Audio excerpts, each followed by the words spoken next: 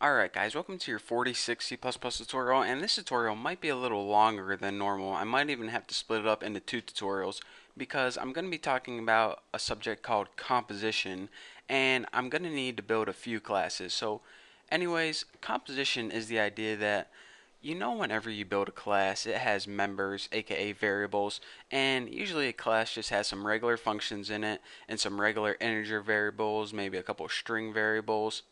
Well, aside from just functions and regular variables, a class can also have objects of another class as its member. So you can stick objects inside classes as well. So like whenever we created an object, we always created it in main right here. Well, you can actually have it inside other classes. So let's go ahead and take a look at that. And again, composition is what it's called. So the first thing we need to do is create a couple new classes. So file, new, class. I know you can't see that, but I already showed you guys before. So what I'm going to be doing is I'm going to be creating one class called birthday, and that's pretty much just going to be storing a birthday, which would be mine, like 12/28/86. That's its only job. So go ahead and create that, and go ahead and press yes, and okay. So now we have a blank birthday class with nothing in it except the template. So now what I want to do is build yet another class. So file, new class, and I'm going to name this class people. Now go ahead and uncheck that and go ahead and press create. And of course, yeah, I want to add it to my project and go ahead and whatever that thing said. So what I'm going to be doing is every single person who's live has a birthday. So wouldn't it be cool if inside this people class we can store a birthday or a date as one of its members? So I'm basically going to be taking an object from the birthday class and storing it inside the people class and then running the main program from main. So let's go ahead and get started first. So in your birthday header file, go ahead and delete protected because I didn't teach you guys that yet.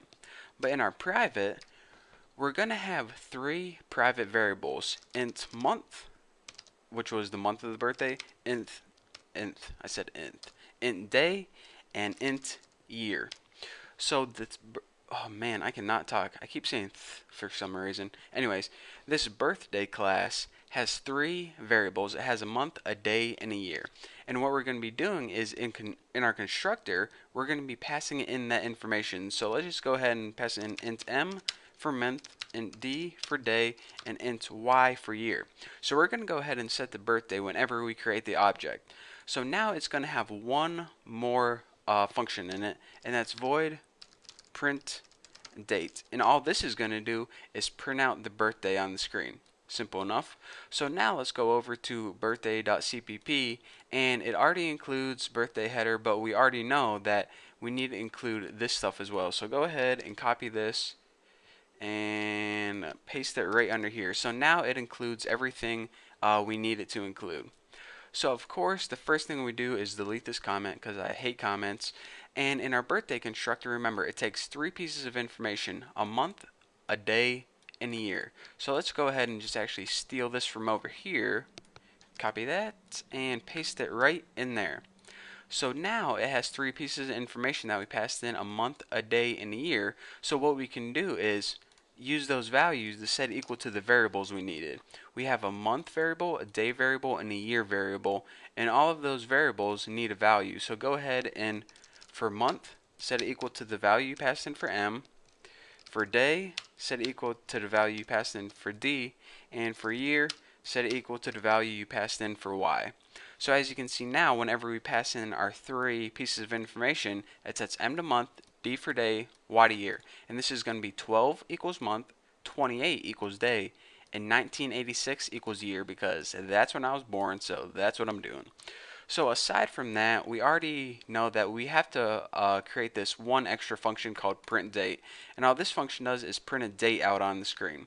So let's go ahead and make that right now. Void birthday print date. It already knows that we needed it. And of course, it doesn't take any parameters. And all it does is print out something on the screen. So cout month, day, and year. and well, might as well go ahead and add a end line for that. So what it's going to do is print out the month slash day slash year slash. And I know that this is format's kind of weird. I think it's different in England and Great Britain, but for those of you overseas, yeah, this is how we do things here in America. We also measure like lengths with 12 instead of 10. So yeah, that makes it a whole lot easier, like 12 inches in a foot. Who the heck decided there should be 12 inches in a foot instead of just, 10? 10 would make things a lot easier, but we have this stupid American system over here. But anyways, there's my little rant for the day. Now I can go ahead and work in my other class.